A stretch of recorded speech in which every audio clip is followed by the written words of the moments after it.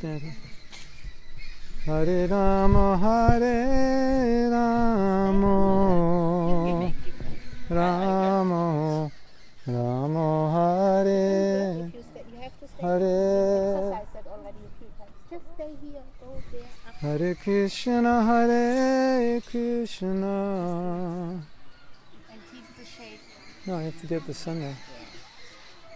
Krishna. Yeah, this is better than Hollywood. Okay, so today we're going to talk about,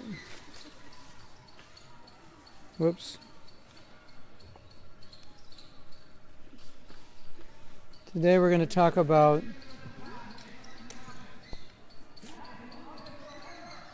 the external manifestation of Baba. Laura, can I have your phone? 'Cause these dogs like class a lot. Yeah, but not on my lap. Record. So there's internal symptoms of Baba and there's external, right? And we have we discuss the internal symptoms, such as Romancha Kampashru Taranga Bajo, Bande Gorosi Charanadavindam. Roma means hair, Kampa. Ashru, choking, tears, perspiration, hair standing on end, things like that. Rolling on the ground. And then you have external signs, such as taste for the holy name and utilizing one's time, detachment, attraction for Krishna's pastime. So we're going to talk a little bit about that, because that's an interesting topic. Is that all right? I have your permission?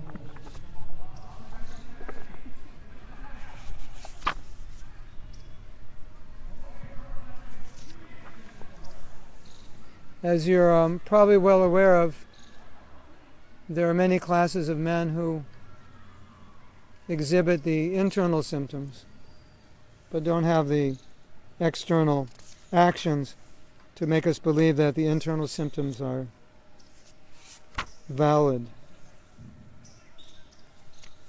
So this is a verse from, I believe it's Nectar of Devotion.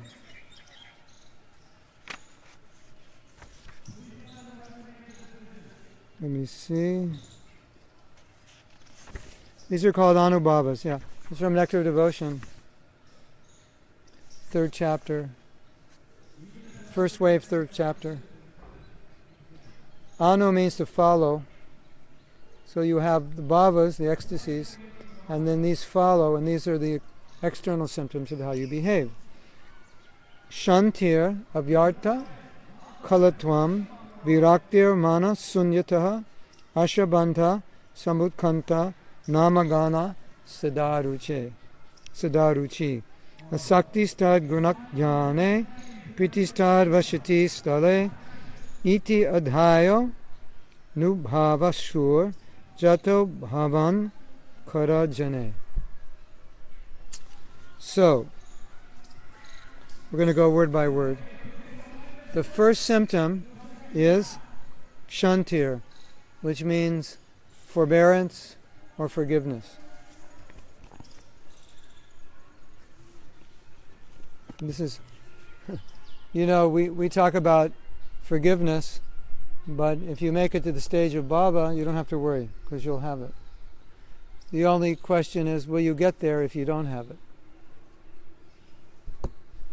When you get there, you'll have forgiveness. But if you don't have it, you might not get there. Catch-22. You know Catch-22? You understand? Catch-22?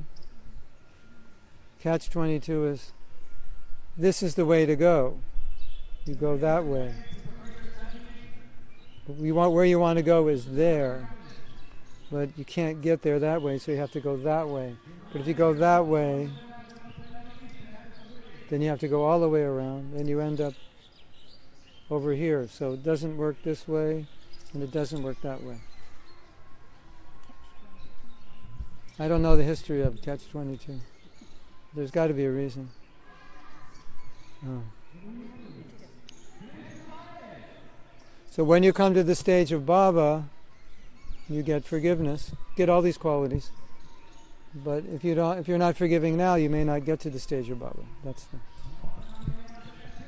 Or at least it'll help you get there faster. Now Bhaktivinoda Thakur said, yeah, that's good. Do it till your arm gets tired. Bhaktivinoda Thakur said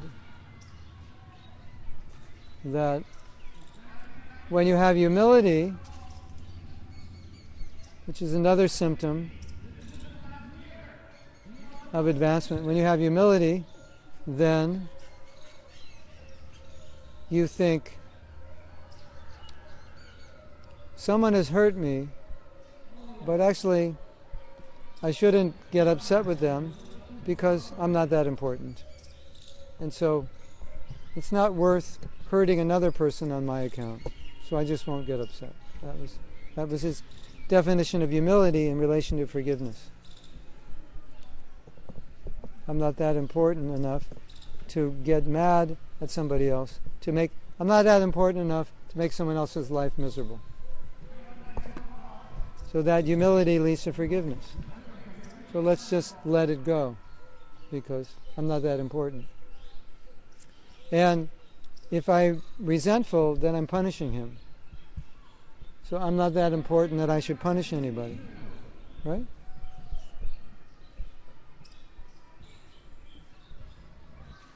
And then one of the other symptoms here is detachment. And so this is also a kind of detachment. If someone hurts you, you don't retaliate. And detachment is broad spectrum. There are many aspects of life where detachment comes in.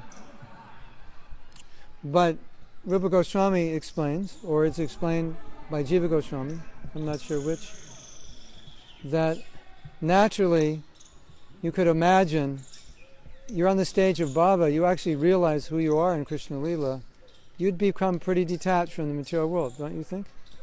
Like it wouldn't be that amazing.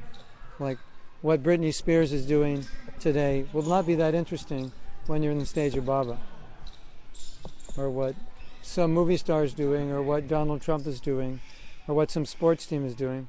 It's just not going to be that interesting. So naturally, detachment follows. Right? It has to follow. When you're in the stage of Baba, you're experiencing ecstatic symptoms. So why would you have any attachment on this plane? There's no ecstasy here. Right? So that's natural symptom. And if someone is feigning ecstasy and they're not detached, it doesn't make any sense. Because ecstasy is a symptom of Baba. And when you're experiencing that level of transcendental pleasure, you have to be detached. Right? So, to have 10 girlfriends and be feigning ecstasy, it doesn't go together. Even one. Let's speak of 10. And this is common. Okay, so another symptom is abhyarta kalatvam. That means they don't waste time. Just like you may know that Prabhupada didn't like to sleep. He really was not fond of sleeping. And he didn't like his disciples to sleep very much. And one time Prabhupada had insomnia, and he kind of liked it, because he thought sleeping was a waste of time. So insomnia means you can't sleep. So Prabhupada saw it as a kind of liberation. I can't sleep, so I'm liberated. So, we have insomnia, we see it as a disease. Prabhupada kind of saw it as a blessing.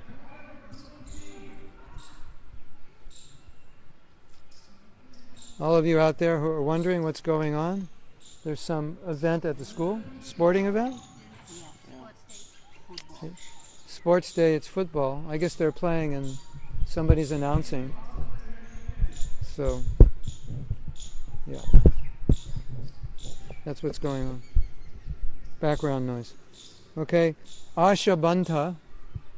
Asha means great hope.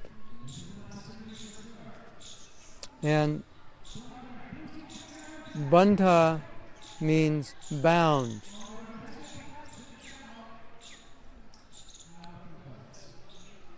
Prabhupada translated as hope against hope. You understand hope against hope? You have a desire, and what you want is impossible to achieve. That's hope against hope. I'm hoping I can get this, but it's impossible to get. But because I want it, I still pursue it, even though I don't think I have any qualification to get it or any reason to get it. That's hope against hope. Right?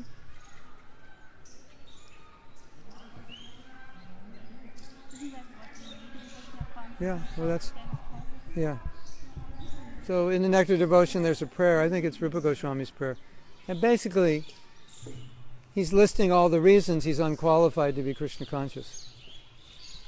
The beginning of the prayer is, I don't have this, good birth, pious activities, knowledge, I don't have anything good, no good qualities, not a good family.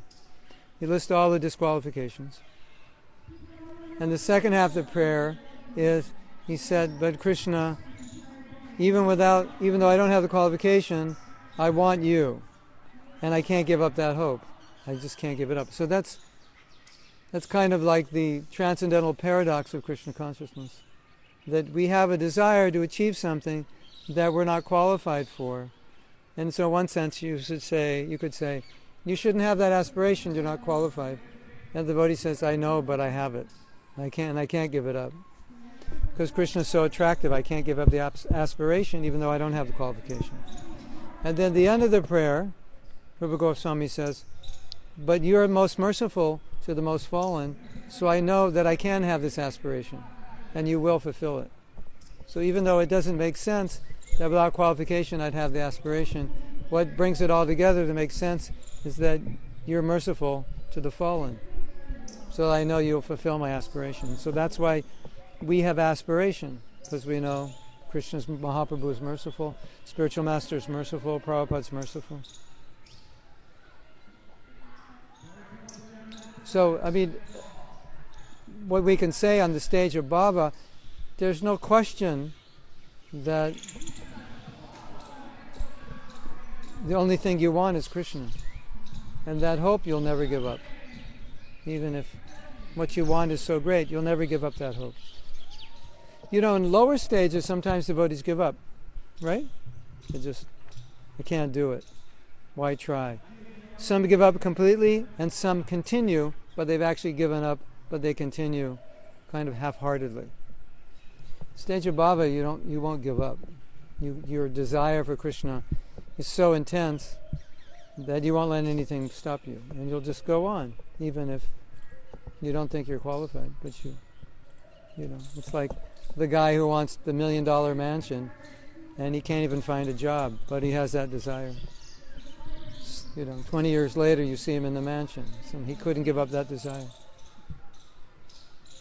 Right?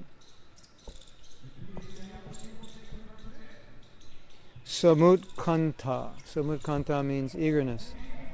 And, if you think about it, and we've talked about this a lot, that our desire to be Krishna conscious is really the main thing. And that desire, although you could say that desire is conditioned by the modes of nature, still, even if you fall into the mode of ignorance temporarily, still you could manifest a strong desire to get out of the mode of ignorance. So that desire or that eagerness is something that matures in the stage of Baba. It's greed, it's intense. It's, I have to have Krishna. I have to enter Krishna Lila. But in our stage, it's not mature. In the stage of Baba, it's mature. It's just the way you are. But in our stage, it's a hope, it's a wish, it's a desire. So eagerness in our stage is different than eagerness in that stage. But as we said before, that Bhaktivinoda Thakur said, even the beginning stage of devotional service, Shraddha, is the beginning of bhava. So there's some bhava there. So naturally there's eagerness on every level. But this eagerness is like, it's like Ashabandha. You have to have it. It's just like there's nothing else. There's nothing else in your life. This is it. You have to have it. And with that eagerness, it just absorbs your mind in thinking of Krishna and thinking of your relationship with Him. You know, if you're eager to have something, don't you think about it? I need a new something, and I've just seen the advertisement, and it's perfect for what I need. And I'm just thinking about it all the time, how perfect that would be. And I'm really eager to get it.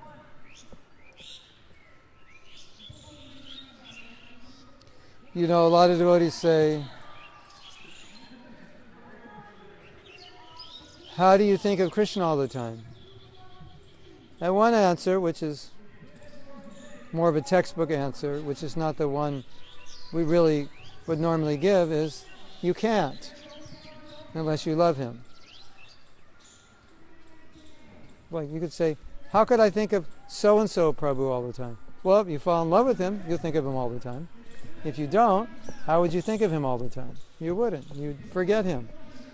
You'd get hungry and you'd eat and you'd forget Him. You'd get tired and you'd sleep and you'd forget Him. And you'd go in the morning to the temple, you chant your rounds. So if I just, and you wouldn't think of Him. So if I just tell you, think of so-and-so Prabhu, how are you going to think of that person all the time? Unless you have love or hate, one or the other. Right? So of course, you know, our philosophy is think of Krishna by hearing, seeing Him in nature, thinking of the leelas of the devotees and so on. But everybody knows that thinking of Krishna, even when you're chanting japa, is a huge challenge. And Prabhupada has not encouraged us to artificially think of leela. Because Prabhupada said that on this stage, Samudkanta, you'll think of leela.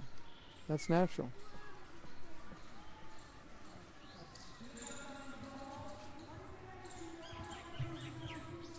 So when you're on the level of Baba, your eagerness is pretty intense. And that eagerness is causing you to be completely fixed on Krishna.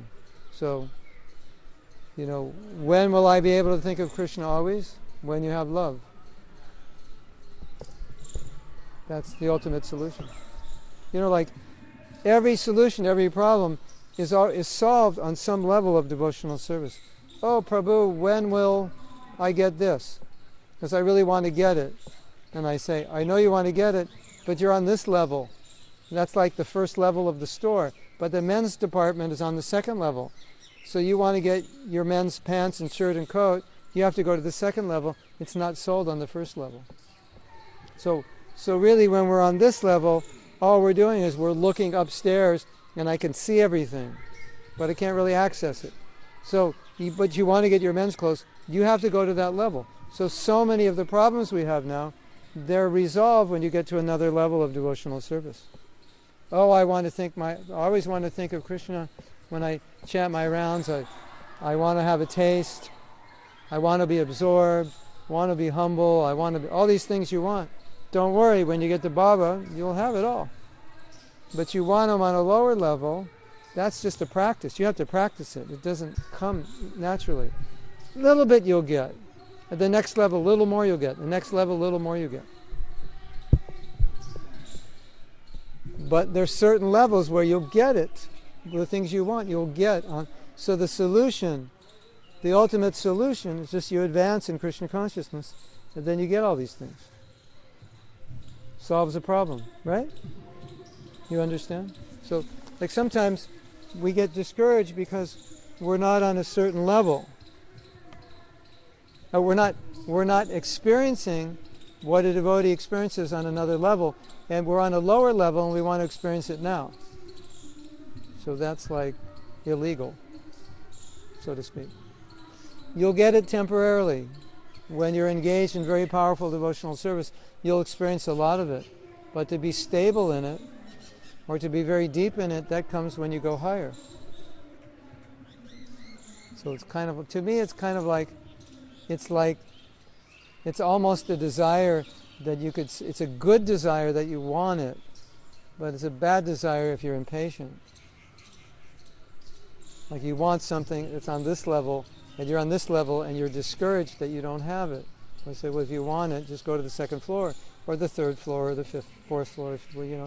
You want something on the third floor that's not available on the first floor. You have to figure out how to get to the third floor, right? So that's a lot of the problem. I'm so this, I'm so that. When is this going to happen? When is it? It's right there in the books. It's going to happen on this stage. So figure out how to get to that stage, and you'll get it. When am I going to stop lamenting? When am I going to stop this? When am I going to experience that? Not on the stage of bhajana kriya or nartanivriti. It has to go higher. Right?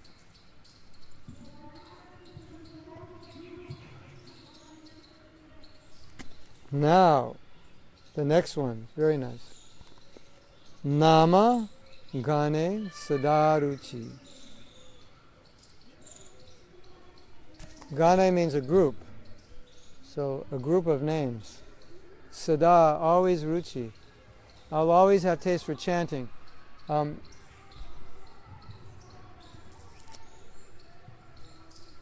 kind of like you're having a feast, or even not having a feast.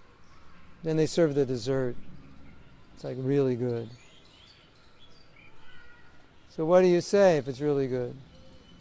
When the server comes around and he says, do you want more? And it's really good, what do you say? And if it's not really good, what do you say? No. So when you're chanting Hare Krishna and there's not much taste, when you hit the 16th bead, what do you say? No, thank you, I'm fine. No more. And when you're getting taste and you hit the 16th bead, say, could I have seconds? That's Nama Gane Sadaruchi. That's the meaning of it. Right? It's so sweet, you just want to keep chanting. Now, you could just imagine your life if that's how you felt. You just have this amazing taste for chanting. If you want to experience that, then you have to come to Baba. And you have to come to Baba by trying to get a taste now. And so, in the japa workshop, we try to help you get that taste. That will push you further ahead, so you arrive quicker in Baba when you really get the taste.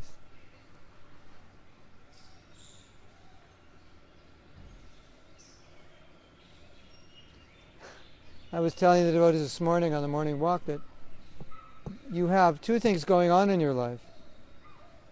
One is your desire for material enjoyment, and one is your desire to taste Krishna consciousness.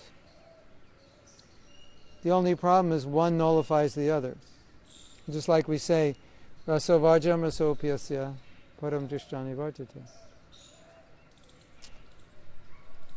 So, the taste nullifies the desire for sense gratification, but the desire to enjoy nullifies the taste. It works both ways. You can't get one without the other. Oh, Prabhu, I want a taste. At the same time, I want a taste of Maya. Then you don't get the taste of Nam. Visaya charya kabe shudha habe mana. When will I lose my desire, Vishaya, for sense gratification, and be able to taste Shudha Nam? That's the prayer. So he's making that point. When I have a desire for sense gratification, and why am I not tasting the name? I'm chanting every day. Why am I not tasting the name? Why am I not tasting? Because we're trying to taste something else that's not Krishna conscious, and that nullifies the ability to taste the name. Yes? Doesn't it? It nullifies our ability to taste it. And so if you're wondering why taste is lacking, maybe lacking, it must mean that the taste for something not Krishna conscious is increased, and therefore taste decreases. That's the way it works. It works both ways. Visaya charira kabe shuddha habe mana. What's the exact translation for Nama Gana Sadaruchi? Ruchi means taste, sada means always. It means always tasting, chanting a group of names.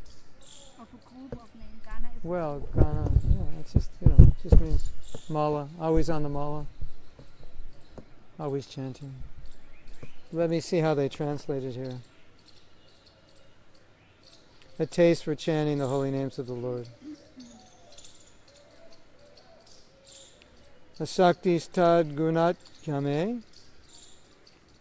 And that is descriptions, attachment to descriptions. Asakti means attachment. So it means attachment to the descriptions of hearing. You like to hear about Krishna. You're actually attached to it. If you're attached to something, you do it all the time, right? So, natural symptom of advancing in devotional service is you're attached to everything about Krishna. The holy places, the devotees, the leelas, the name, everything, the deities. That's what you're attached to. So naturally attached to the Dham.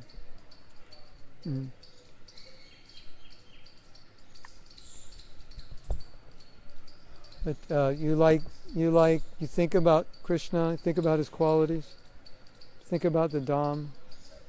That's the last one. Pritistad vasati stale. You are attached to the places where Krishna had his lila, stale. Vasati stale, where he resided.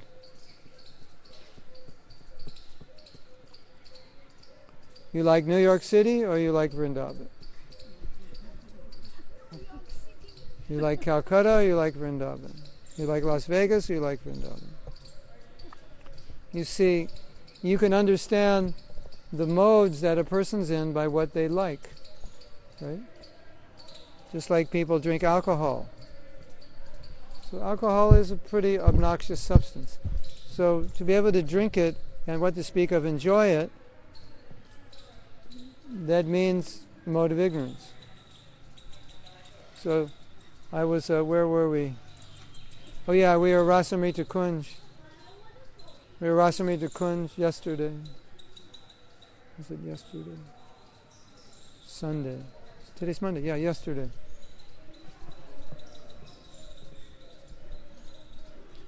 And so Raj Kumar was saying, it's very quiet out here. He said, in fact, it's so quiet that some devotees can't sleep.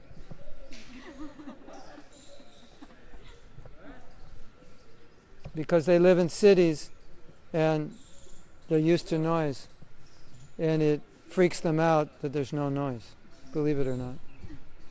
He said, but when the sannyasis come, they say, I've never slept so well in my life. Because they're always they're not liking the city so much, but they're always in the city preaching.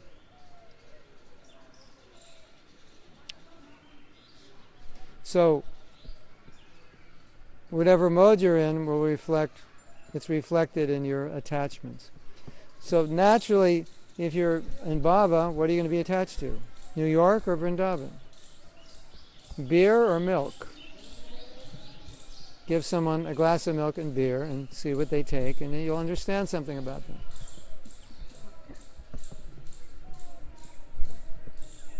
Kirtan or rap? Or even just classical music or rap?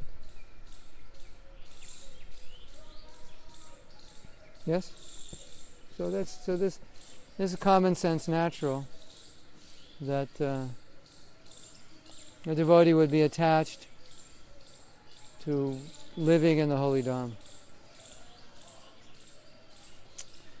So I'll read the translation. When the seed of ecstatic emotion for Krishna fructifies, the following 9 symptoms manifest in one's behavior.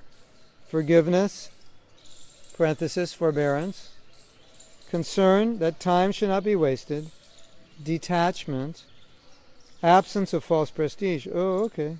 Mana sunyataha. Yeah. Amanina manadena.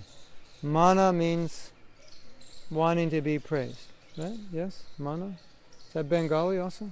Mana? Amana, I want to respect others without wanting respect and giving respect to others.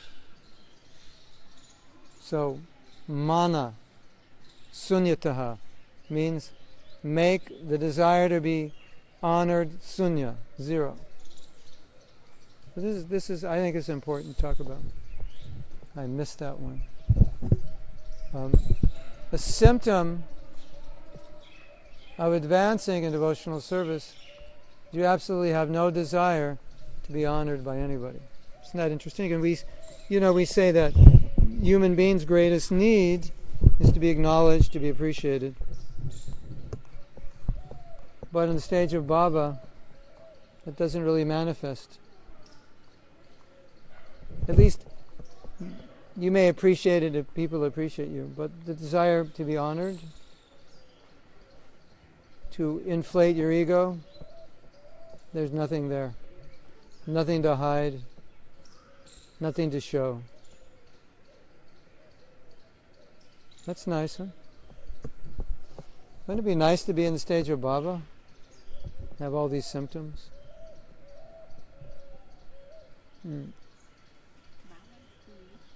What? Bhava is too little. That's a good start. If you get used to bhava, then you can... No, because when you get to prema, you just get more bhava. It's just... Prema is just an increase of bhava. So all these experiences, they increase. There will be more, but the ones you have increase. So you'll be happy when you're in bhava. You won't complain.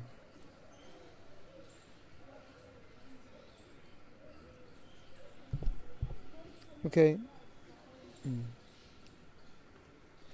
Absence of false prestige, hope, eagerness, a taste for chanting the holy name of the Lord, attachment to descriptions of the transcendental qualities of the Lord, and affection for those places where the Lord resides. That is, a temple or holy place like Vrindavan. These are all called anubhav, subordinate signs of ecstatic emotion. They are visible in a person in whose heart the seed of love of God has begun to fructify. So as we said many times, bhava is the seed.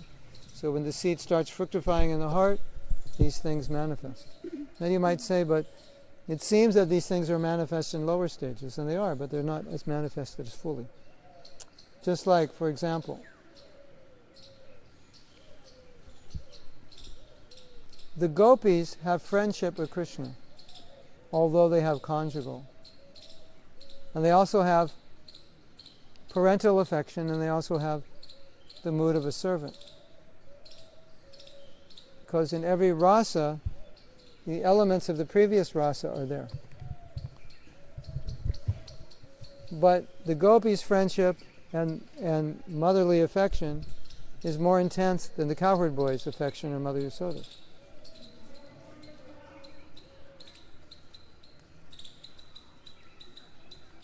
So,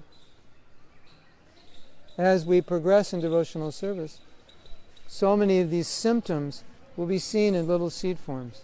And then as you get to the stage of bhava, they just intensify. And then on the stage of bhava, they're constant and much more intense, more fully developed. So that's why you see them in every stage, but not fully developed. Is that okay? We have a question.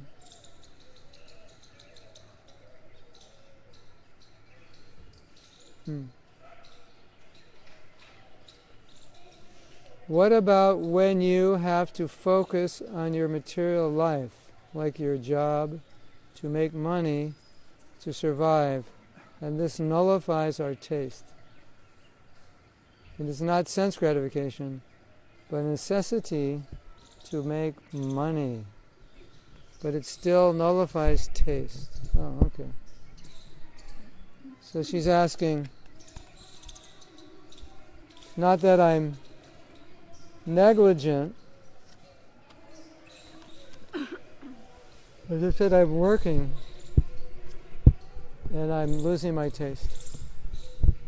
Well, here. Right now there are devotees sitting here listening to this. They're in Mayapur.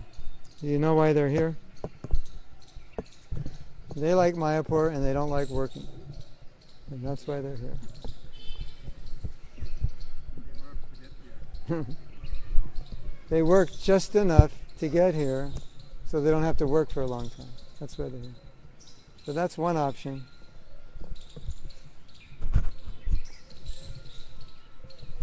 The other option is you're going to have to figure out how to work and be Krishna conscious. So, Andy, your exercise. Well, Andy, if you come to India, they call you Andi. And because it's not, the A's are not they're ah. So sometimes I call you Andi. Take out a piece of paper, write on the piece of paper, how can I be Krishna conscious if I'm working? Or how can I be Krishna conscious at work? Write that on top of the piece of paper. And I want you to write down 20 answers. And if you only come up with 15, you have to write 20. That's the assignment. And just do it, and you'll get the answer, believe me. And anyone else who has that problem, they can do the same thing. How can I be Krishna? I'm in a situation I can't be Krishna conscious. Write that on a piece of paper. How can I be Krishna conscious in this situation? And write 20 answers. It has to be 20, no less. It can be more, but not less. And if after 20 answers you don't feel satisfied you got the right answer, the next day write that question on the top of a piece of paper and write 20 more answers. And eventually you'll get the answer. Krishna will show you how you can do it. You'll be amazed. You can actually do it. In other words, don't ever say, I can't do it. At least don't give in that easily. Or if the environment is impossible, then you need another job. So you have to determine that. Is it the environment or is it me? Or maybe a little of both.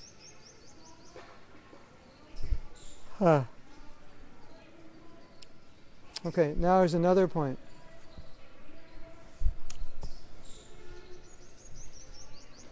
When I first heard these symptoms of bhava, these external symptoms, like utilizing every moment in Krishna's service, there's so many devotees do that. Hare Krishnas are workaholics. Hare Krishnas are workaholics on steroids. Hare Krishnas work so hard. Hare Krishnas do not like to waste time. They like to utilize every moment. Right? You agree? Generally, yes. We have a mission. Aside from the mission, we have so many books to read and so many rounds to chant. So it's like there's not enough time. So we don't like to waste time. When Hare Krishnas take naps, they take naps for 5 minutes, not for an hour. You know, it's like, well, the real Hare Krishnas do. Are you a real Hare Krishna? How long do you nap for?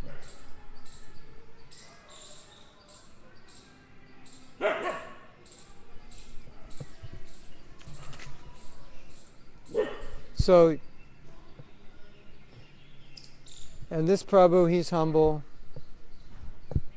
And this Prabhu, he's so eager to go out and distribute Prabhupada's books. It looks like they have ecstatic symptoms. It looks like they're on the level of bhava, doesn't it? It seems like they have all these symptoms. So, the point is, on the level of bhava, these symptoms are deeper and constant. That's the difference.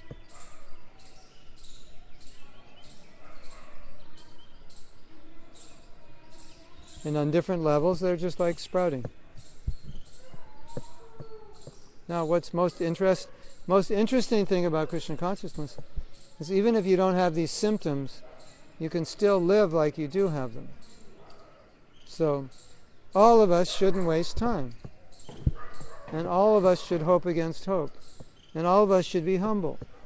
And all of us should have, what is it? forbearance and detachment and humility. We should all have these things.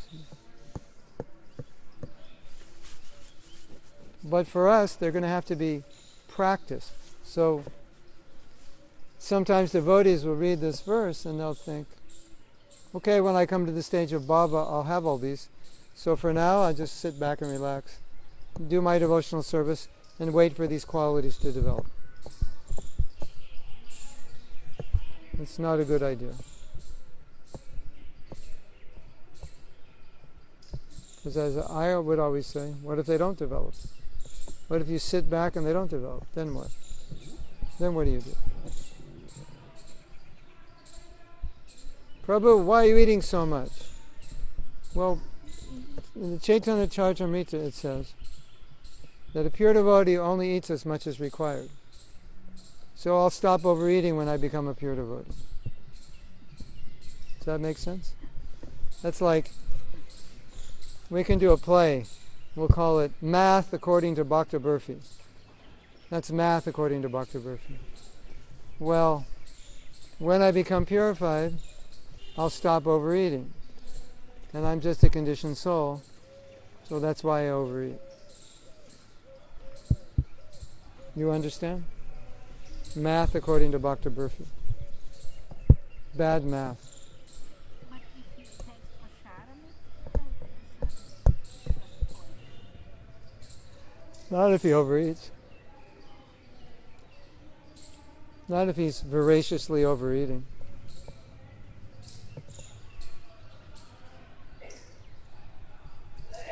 Maybe we have to write a book called Math According to Bhakta Burfi.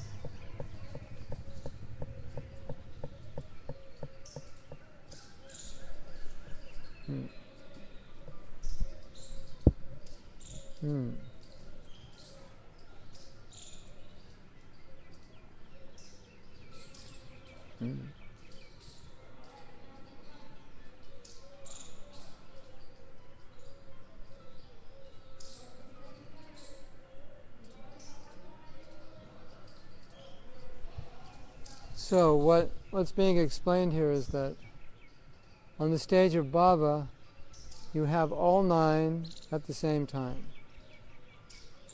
Not the appearance of one for a few hours, the appearance of one on another day, 2 on a good day for 2 hours, 1 on a bad day for 1 hour. They're constant. So I think we talked about this before.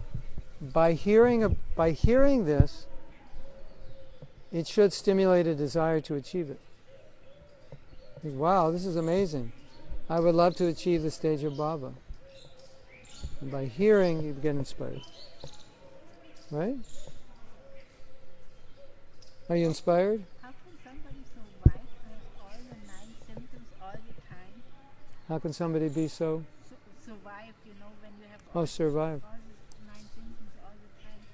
Not the ecstatic symptoms, but the external.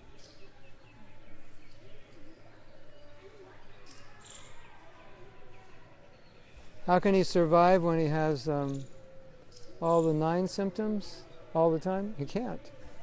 Because they're not constant.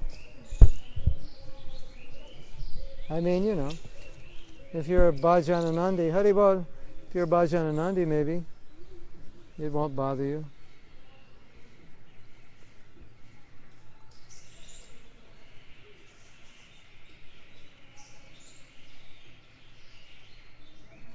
Now,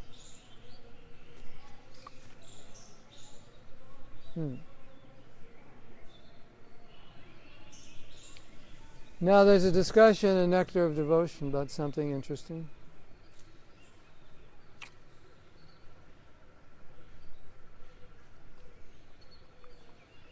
Which is called reflective and shadow attachment. And it said sometimes Mayavadis also experience these ecstatic emotions. But it's all messed up with the desire to become Krishna. So it's called a reflection of the real thing. It looks like it, but it's not. It's all... Mayavads do bhakti to become one. So there's something wears off. And sometimes they reflect, but their whole motive is to be Krishna. So, sometimes they get lucky and they get the association of a pure devotee. And they become purified.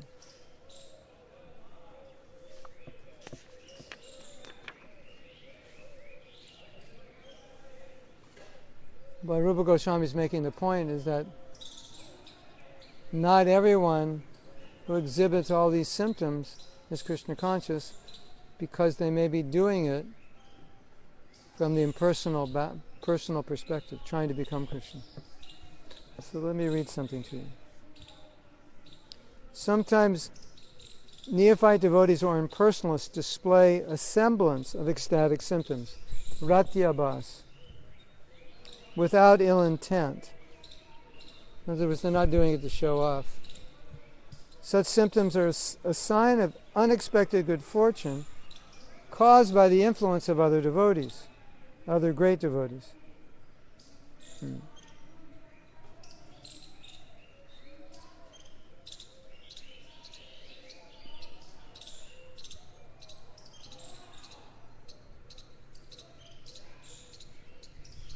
So, sometimes in the presence of a pure devotee, they reflect. They reflect the emotions of the pure devotee, but they're not. It's not real bhava, because everything that's coming to them, they're manipulating it or using it for impersonal realization. They just want to use it to become. So let me read you something. Have you heard that term before? Chaya and pratibimba. Anybody heard that? Reflective and shadow.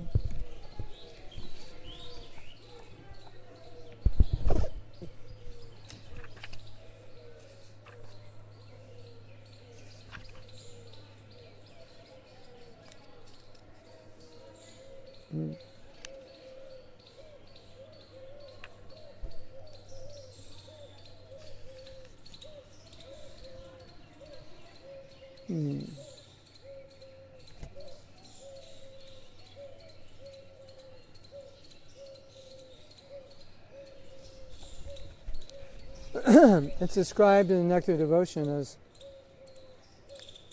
in terms of faith, a semblance of faith. So it looks like they have great faith, but they have great faith in merging. It looks like they have faith in bhakti, but it's for merging.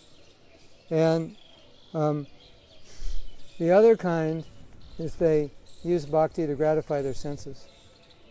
So it's like it's this weird position where they're getting something from bhakti, but they're channeling it either in liberation or sense gratification.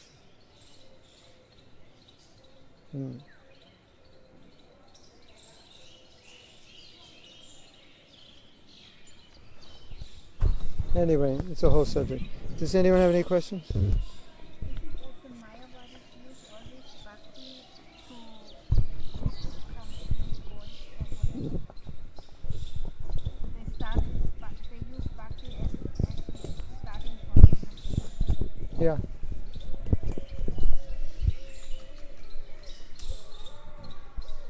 You see, like if you have an aspiration,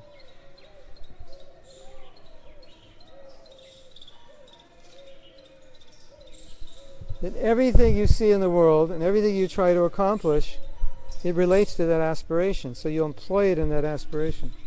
This is what I want. So whether it's resources, whether it's knowledge, whatever comes to me, I employ it in the pursuance of my goal, right? So if I'm a Mayavad and I learn that bhakti will help me achieve liberation, so that I'll be anxious to do bhakti because I can employ that in my goal. And if I'm if I'm interested in material enjoyment, and I hear that bhakti will give me some blessing to enjoy, then I'll do that.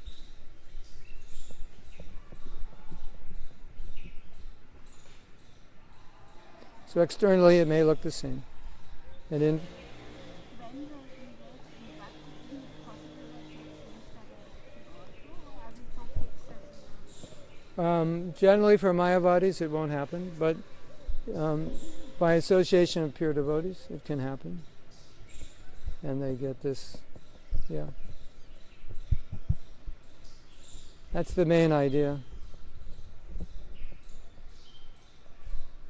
We had a Mayavadi. We had a Mayavadi join in 1970 in Los Angeles, like an Indian Mayavadi, like the real thing. That's the only Indian Mayavadi I've ever seen join ISKCON.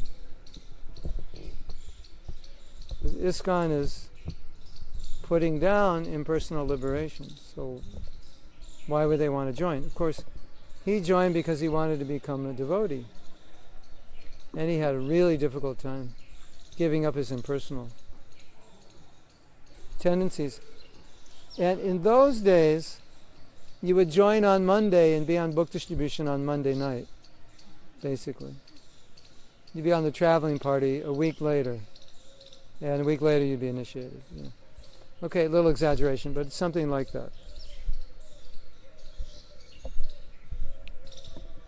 And at least the day you joined, you'd go out in Harinam because that was a regular practice. 10, 20, 30, 40 devotees would go out every day chanting. So when this Mayavadi joined, Prabhupada said, just read. For 1 year, study my books. Don't go out, don't preach, don't do anything. So, you'll find very few Mayavadis, real Mayavadis, becoming devotees.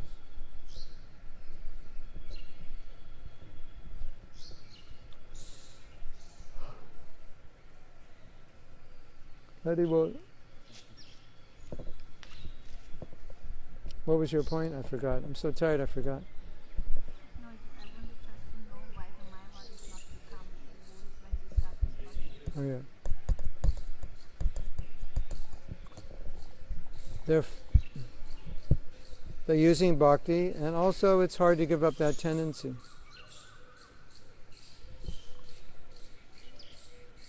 Now, if Prabhupada didn't come to preach in the West, probably we'd all be Mayavadis right now.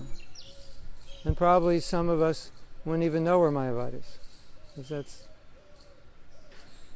at least if you know, maybe you could kind of think it out a little better. So, Prabhupada's prana mantra is that he's saving the West from Mayavad and Sunyavad.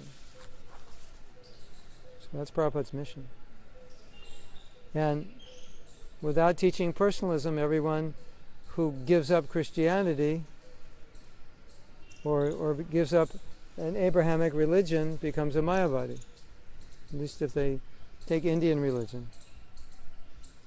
And I don't know if you're aware of this, but evolutionary theory is so pervasive today that even spiritual people talk about it. They talk about, well, when we were cavemen, and when we were hunters and gatherers, or when we evolved from just, pure Darwinian or some neo-Darwinian evolution, it's pervasive. It's like, even with spiritual teachers, it's just cliche common knowledge.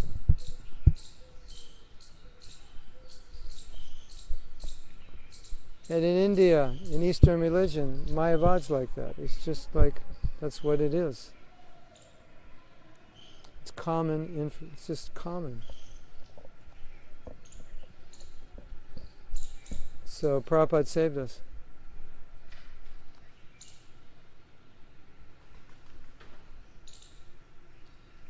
We got saved from the invisible God. That'll be another good book title. Being saved from the invisible God. Or you can title it this, How I Was Saved from Becoming a Hindu. Or you could entitle it, How I Was Saved from Becoming a Shmindu. Or How I Was Saved from Becoming a Hindu Shmindu. A mixed up Hindu.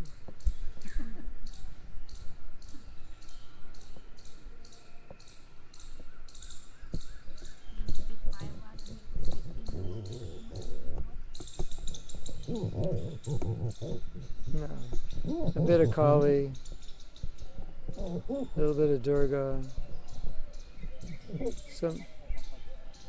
some Lakshmi Narayan, some Sitaram, some Shiv Linga, mix in some samskars and pujas, do puja to your new car, whatever. Just mix it all in. It's called a Shmindu.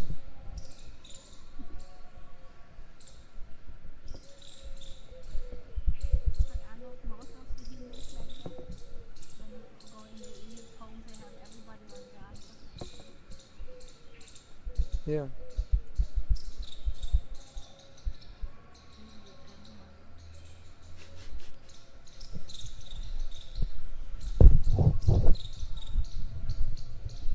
Oh, we have more questions? All right.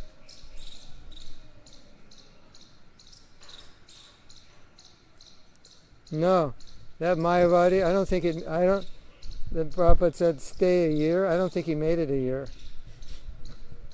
I think 6 or 7 months he left. So I was there and I don't remember him being around.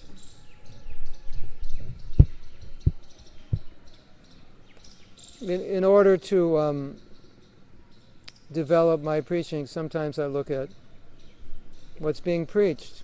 Go to YouTube and look at the more well-known gurus and teachers. All impersonal. Even the personalists are somewhat impersonal in the Western world because they're not clear on the nature of God. So we should feel very fortunate to be saved by Prabhupada. Right? And sometimes I hear these people speak, and they're very intelligent, but they're not guided by Prabhupada. So their philosophy, at some point, it breaks down. It just doesn't work. It's just something missing that they can't know. And they tend to conclude according to their limited vision, and it becomes very impersonal. Like, for example, what's common now, what's politically correct now, is not to call God God, just the universe. God or the universe, whatever you want to call it. That's a direct quote from one of the most popular spiritual teachers. God, or call the universe, whatever you want to call it, or whatever you want to call he or she, or it's like okay, Krishna has now become the universe. How would you like to marry the universe? The universe, he likes girls, so would you like to marry the universe? How would you like to have a relationship with the universe? Very intimate, you can go out to dinner, you're always with him, he's everywhere, you're never separated. So God has been replaced in popular spirituality by the universe. That wasn't going on when Prabhupada was here, but I would guess that Prabhupada's response to that would be, they don't know what God is, therefore they say universe. Or he would just say that's the Virata Rupa. They can't understand beyond the Virata Rupa. And the Virata Rupa is for those who only see God materially. So God is the universe, that's what you can see. Right? The universe told me. It's not the universe, it's Paramatma. It's personal.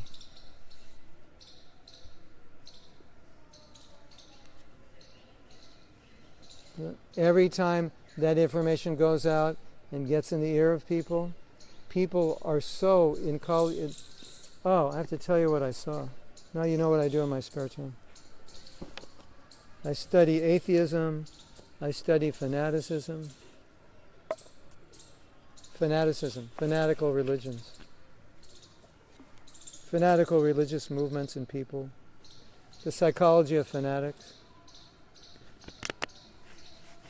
So there's this one man, it's a very popular Saturday night talk show host, comedy. But he's an atheist.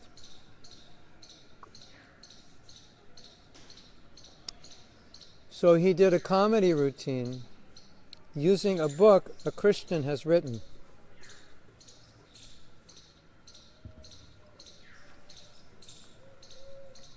And this book is one of the most popular Christian books ever written. So he's reading what this guy's saying. And basically what he's saying, it's the same as what we say. It was I don't know, basically it was what we say, at least what I heard. And this guy is making jokes out of it, because he's an atheist. And he says God is everywhere, we should do everything for God, and he'll make jokes about it. God's everywhere, how come I didn't see him, just really stupid jokes at the expense of God. And the audience is clapping and laughing. It's so sick. It's like the sickest thing you could... He's basically blaspheming God in the form of jokes, and the audience is laughing and clapping. It's so sick. Well, my point is, maybe they don't know better, but it's just getting really bad. Isn't it? It's just so bad. That's the culture.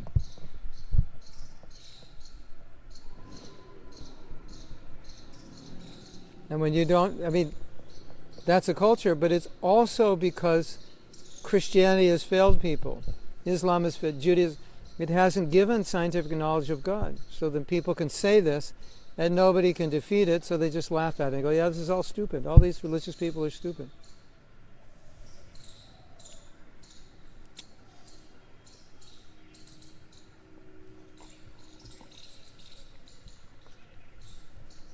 Prabhupada would sometimes say, we know God's name, we know his address, we know who his mother is, we know who his father is.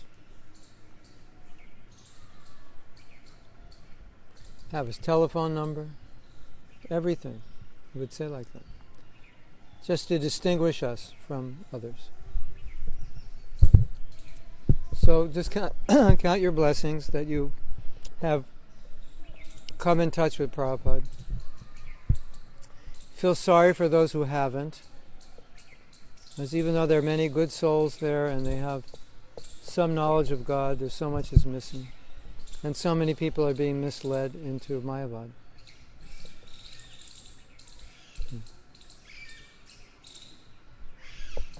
Is there any way we can use Mayavadi philosophy to our advantage? Are there any benefits to it besides using Mayavadi philosophy to get you to smile during photo shoots? Oh yeah. Whenever we do photo shoots, I would preach Mayavad philosophy because it would make me laugh. Like sometimes we do like active shoots and I go, okay, I'm going to speak Mayavad. But I guess that's probably dangerous, but it was funny. There is a way you can use Mayavada philosophy. Well,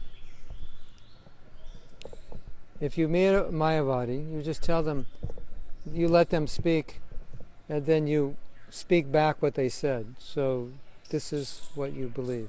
This thing. Either Mayavada or impersonal. And you can tell them, said, oh, that's just the first stage of God realization. Would you be interested in the second or third? So that's just like a polite way of making them feel like they're in elementary school. That's fine. That's the first stage. The other thing you can do is if you're presenting, they present that, and you say, yeah, I know that. That's what everyone will tell you. But I can tell you what everybody won't tell you, which is much higher and much more esoteric, if you're interested. I mean, only if you're interested. If you're not, that's fine. You know. But what I could tell you is so much deeper, more profound, more elevated than what you've heard. So it's, you know, you can use it that way. Like, yeah, I know this is what everybody says. But I won't tell you what everybody says. I'll tell you what everybody doesn't say, which is so much better. There's another thing you can say, which Prabhupada says in the 4th chapter of the Gita.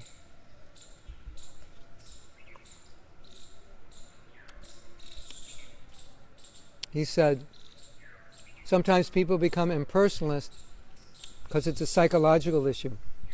They've been burned out in the material world, and so they don't want any relationships, because all the relationships went bad. So I don't want any relationship, not even with God. Didn't work with my wife, didn't work with my mother, didn't work with my sister, didn't work with my uncle, didn't work with my best friend. We got in a fight. I don't want relationships. Prabhupada said they're their prime candidate for impersonalism. It's a very interesting concept if you meditate on it. So what you could do is ask somebody, do you have problems? Someone says, I'm an impersonalist, and say, do you have problems with relationships?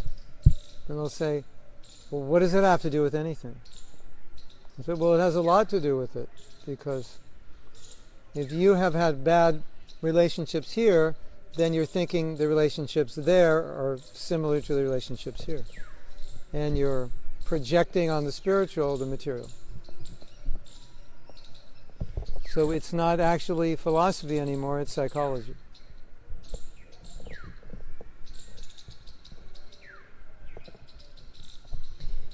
And another thing is it's so interesting.